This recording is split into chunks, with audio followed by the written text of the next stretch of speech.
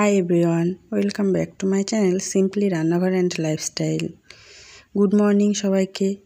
এখন বাজে সকাল 6টা। আজকের ব্লগটা আমি এখন থেকেই স্টার্ট করছি। তোমাদের সকলের কাছে অনুরোধ রইল সাথে থাকার। মেয়েকে ঘুম থেকে তুলে দিলাম, ও ব্রাশ করে এখন রেডি হচ্ছে স্কুলে যাওয়ার জন্য। আর এদিকে আমি ওর টিফিনটা রেডি করছি। যেহেতু একটু গরম পড়ছে তাই ওয়াটার বোতলে একটু গ্লুকন-ডি দিয়ে দিলাম। গ্লুকন-ডির জলটা খেলে একটু ভালো লাগে তাই দিয়ে দিলাম আর কি। আর সাথে দিয়ে দিলাম টিফিন হিসেবে একটা ডিম পোচ আর একটা কেক। এদিকে মেয়ে রেডি হয়ে গেছে, আমিও রেডি হয়ে নিয়েছি। দুজনে মিলে বেরিয়ে পড়লাম স্কুলে যাওয়ার জন্য। দেখো আমাদের এখানটা কত বৃষ্টি হয়েছে, রাস্তায় জল কাদা। স্কুল ব্যাগটা যেহেতু খুব ভারী তাই আর মেয়েকে দিলাম না, আমি নিজেই বয়ে নিয়ে গেলাম। মেয়েকে স্কুলে দিয়ে ফেরার পথে একটু মন্দিরে গেলাম, কারণ কাল ফেরার পথে রাস্তায় আমি একটা 10 টাকার নোট কুড়িয়ে পেয়েছিলাম। কুড়িয়ে পাওয়া টাকা তো নিজের কাছে রাখতে নেই, তাই মন্দিরে দিতে গেলাম। দেখো মন্দিরটা খুব সুন্দর না? এই মন্দিরটা আমাদের বাড়ির কাছে। এই ঠাকুরগুলো দেখো খুব সুন্দর, তাই ভাবলাম তোমাদের সাথে একটু শেয়ার করে নিই। যদিও এটি দুর্গা মন্দির, কিন্তু তাও দেখো এখানে মা কালী, শিব, বজরংবলী, বিপত্তারিণী সব রকমেরই ঠাকুর রয়েছে, তাই এখানে সারা বছরই পুজো লেগেই থাকে। এইদিকে দেখো মন্দিরের বাইরেটা কত সুন্দর করে সাজানো গুছানো রয়েছে, কত নিট অ্যান্ড ক্লিন করে রাখা হয়েছে। আসলে মন্দিরের ভিতরে তো পালিশের কাজ হচ্ছিল, ওই জন্য মন্দিরের ভিতরটা অত ফাঁকা ফাঁকা ছিল। তারপর আমি মন্দির থেকে বাড়ি ফিরে নিজের কাজ গোছাতে শুরু করলাম। আমার বিছানাও গুছানো হয়ে গেলে এবার ভালো করে বিছানাটা ঝেড়ে নিচ্ছি। সকালে তো সবার প্রথমে কাজ হচ্ছে বিছানাটাকে গুছিয়ে রাখা। এইদিকে দেখো আমি জানালার পর্দা সরিয়ে জানালাগুলো খুলে দিচ্ছি। সকাল 8টা বেজে গেল, তাও কিন্তু সূর্যি মামার দেখা নেই। বেশ 2-3 দিন হয়ে গেল আমাদের এখানে কিন্তু সূর্যি মামাকে দেখা যাচ্ছে না। আর জামাকাপড়গুলো শুকাতে প্রচণ্ড কষ্ট হচ্ছে। বর্ষা ওয়েদারে জামাকাপড়গুলো স্যাঁতস্যাঁতে হয়ে থাকে, একদমই কিন্তু শুকাতে চায় না। ভেবেছিলাম আজকে বিছানা কভারগুলো ধুয়ে দেবো, কিন্তু আকাশের যা অবস্থা তাই দেখে আর ধুইলাম না। এরপরে যেদিন রোদ উঠবে সেদিনই ধুয়ে দেবো। এবার আমি চিয়া সিডটা খেয়ে নেব, যেটা আমি সকালেই ভিজিয়ে রেখেছিলাম। আচ্ছা, তোমরা কি জানো চিয়া সিডকে সুপারফুডও বলা হয়? তাই আমি চেষ্টা করি রোজ সকালে চিয়া সিড খাওয়ার। বেসিনের এই আয়নাটায় জলের দাগ পড়ে যায়, তাই রোজই হালকা হাতে এটাকে মুছে দিতে হয়। তা না হলে জলের দাগটা পড়লে খুবই বাজে দেখায়। আয়নাটা মুছতে গিয়ে দেখি বেসিন, টাইলস সব কিছুতেই জলের দাগটা পড়ে আছে, কেমন ময়লা ময়লা দেখাচ্ছে। তাই ভাবলাম একসাথেই সবগুলোকে পরিষ্কার করে নিই। প্রথমে আমি কোলিন স্প্রে করে নিচ্ছিলাম। কোলিনটা স্প্রে না করলে জলের দাগগুলো ভালো উঠতেই চায় না, আর টাইলসের গ্লেজটাও ঠিক আসে না। মেয়েকে যেহেতু স্কুল থেকে আনতে হবে তাই রান্নারও একটু তাড়া রয়েছে, তাড়াতাড়ি করে আমাকে রান্নাটা শেষ করতে হবে। তাই জন্য আমি রান্নাঘরে এসে প্রথমে একটু গরম জল বসিয়ে দেব, আর আরেকটা ওভেনে ভাত বসিয়ে দেব। আমি এবার কুকারে ভাতটা বসিয়ে নিচ্ছি। জানো তো আমার এই কুকারটা খুব কাজের। একটা সিটি দিয়ে ভাতটা হয়ে যাওয়ার পরে হাঁড়ির মতো আবার ভাতের ফ্যানটাও ঝরিয়ে নেওয়া যায়, তার জন্য আলাদা একটা ঢাকনাও রয়েছে। তাই জন্য আমি সবসময় এটাতেই ভাতটা করার চেষ্টা করি, তাতে তাড়াতাড়িও হয়ে যায়, আবার হাঁড়ির মতো ঝুরঝুরে ভাতটাও হয়। গরম জলটা রেডি হয়ে গেছে, এতে একটু আমি সার্ফ দিয়ে দেব। আসলে আমি গরম জলটা করেছিলাম রান্নাঘর পরিষ্কার করার কাপড়গুলো একটু কেচে নেওয়ার জন্য। রান্নাঘর পরিষ্কার করার কাপড়গুলো একটু তেল চিটচিটে ভাব হয় তো, তাই এটাকে আমি গরম জল করেই পরিষ্কার করি। কাপড়গুলো ভিজিয়ে আমি সাইড করে রেখে দিয়েছি। এদিকে আমি সবজিগুলো সব কেটে নেব। আজ রান্না করব কাঁচকলা ভাজা আর কুমড়ো ভাজা। ওই জন্য কাঁচকলাগুলোকে প্রথমে আমি লম্বা লম্বা করে কেটে নিলাম। এবার কেটে নেব কুমড়োটাকে।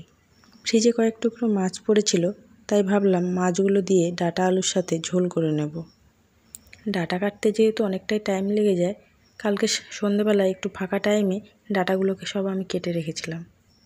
আমার এই ব্লগটা যদি তোমাদের ভালো লাগে তাহলে লাইক, কমেন্ট ও শেয়ার করো, সাথে চ্যানেলটাকে সাবস্ক্রাইব করে দিও। এইদিকে দেখো আমার কাঁচকলাগুলো ভাজা করা হয়ে গেছে। এবার আমি কুমড়োগুলোকে ভাজা করে নেব।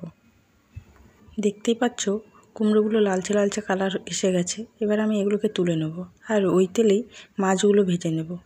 আমি জানি না এইগুলোকে কি মাছ বলে। মাছগুলো খেতে কিন্তু খুব টেস্ট। আর এই যে আমি তোমাদেরকে তো আগেই বলছিলাম আমার প্রেশার কুকারটা কতটা কাজের। দেখো অন্য একটা ঢাকনা দিয়ে আমি এবার ফ্যানটা ঝরিয়ে নেব, তারপর এই হাঁড়ির মতো ঝরঝরে ভাত কিন্তু রেডি হয়ে যাবে। এদিকে আমার মাথায় ঘুরে বেড়াচ্ছে মেয়েকে আনতে যাওয়ার চিন্তা। আসলে কাজের মধ্যে থাকলে ঘড়ির দিকে ঠিক তাকানো হয় না, তখন মনে হয় যে টাইমটা আবার পার হয়ে গেল না তো। ওই জন্য খুব টেনশনও হচ্ছিল, মাঝে মধ্যে গিয়ে শুধু ঘড়ি দেখি। যেহেতু বাড়িতে একা, কেউ বলার নেই যে টাইম হয়ে গেছে, এবার গিয়ে মেয়েকে নিয়ে এসো। যেভাবে বাচ্চা কিডন্যাপ হওয়ার খবর পাওয়া যাচ্ছে, তাই খুব টেনশনও হয়। মনে হয় কি করে বাড়ির সব কাজ সেরে মেয়ের ছুটি হওয়ার আগে স্কুলের সামনে গিয়ে দাঁড়িয়ে থাকি। তাই স্কুলও অনেক কড়া নিয়ম করেছে। স্কট কার্ড না নিয়ে গেলে বাচ্চাকে প্যারেন্টসের হাতে তুলে দিচ্ছে না। স্কট কার্ড নিয়ে যেতে হবে, তারপরেই কিন্তু বাচ্চাকে প্যারেন্টসের হাতে দেবে। এদিকে রান্নার সাথে সাথে জমে থাকা বাসনগুলোও মেজে ফেলছি, তাতে কাজটা একটু এগিয়ে যায়। আর ওই যে আগে ভিজিয়ে রেখেছিলাম কাপড়গুলো এখন কেচে নেব। এদিকে আমার ডাঁটাগুলো খুব সুন্দর করে ভাজা হয়ে গেছে। এবার আমি মাছের ঝোলটা করে নেব। মাছের ঝোলটা হয়ে গেলে রান্না প্রায় শেষ। তেলের উপরে জিরে ফোড়ন দিয়ে আলুগুলো দিয়ে দিলাম। আলুগুলো ভেজে নেব। মেয়েকে আনতে যাওয়ার টাইমটাও হয়ে আসছে, তাই বাইরের দিকে একটু তাকিয়ে দেখলাম। দেখি আকাশে অনেক মেঘ করেছে, মনে হচ্ছে মুষলধারেই বৃষ্টি নামবে। বাচ্চাদের স্কুল ছুটির সময় যদি বৃষ্টি হয়, আনতে কতটা কষ্ট হয় বলো তো। বাচ্চা তো অর্ধেক ভিজেই যাবে। যতই রেনকোট পরানো থাক না কেন, রেনকোটের ভিতরেও ঘেমে যায়, আবার বাইরে থেকেও কিছুটা জল ঠিক ভেতরে চলেই যায়। রান্না প্রায় শেষ হয়ে এসেছে, তাই আমি টেবিলটাকে ভালো করে মুছে পরিষ্কার করে নিচ্ছি। আর এই জলগুলো বোতলে ভরে নিয়েছিলাম, সারাদিনের জলটাই বোতলে ভরে নিয়েছিলাম, কারণ বোতলে না জল ভরলে না জলটা ঠিক খাওয়া হয় না। পর থেকে নিয়ে অল্পই খাওয়া হয়, আর মেয়ে তো একদমই জল খায় না হাতে না তুলে দিলে। তাই আমি ওকে একটা ছোটো বোতল দিই, আর আমি একটা বড় বোতল নিই। বলি দেখি কার বোতলটা আগে শেষ হয়। এইভাবে বাচ্চাদেরকে জল খাওয়ালে অনেকটাই কিন্তু জল খেয়ে নেয়, কেননা তখন ওদের একটা তাড়া থাকে যে মায়ের আগে জলটা আমাকেই শেষ করতে হবে। এইভাবে আমি কিন্তু মেয়েকে জল খাওয়াই। তোমাদের যাদের বাচ্চারা জল খেতে চায় না, তোমরা কিন্তু এইভাবে ট্রাই করতে পারো। রান্না তো শেষ হয়ে গেল, আমি পুরো রান্নাঘরটাকে এখন ক্লিন করে নেব। রান্নার পরে এই রান্নাঘর ক্লিন করাটা মনে হয় সবথেকে বড় কাজ। আমি এখন গ্যাস ওভেনটাকে ভালো করে পরিষ্কার করে নেব, তাই ভিম জেল দিয়ে গ্যাস ওভেনটাকে ঘষে ঘষে পরিষ্কার করে নিচ্ছি, আর সাথে টেবিলটাও একটু মুছে নিলাম। এবার ঘরটা মুছে নিয়ে স্নান করে মেয়েকে আনতে চলে গিয়েছিলাম। যেহেতু তাড়া ছিল, তাই আর ক্যামেরায় করা হয়নি। মেয়েকে এনে পুজোটা সেরে নিয়েছি, নিয়ে মেয়েকে খাইয়ে দিচ্ছিলাম।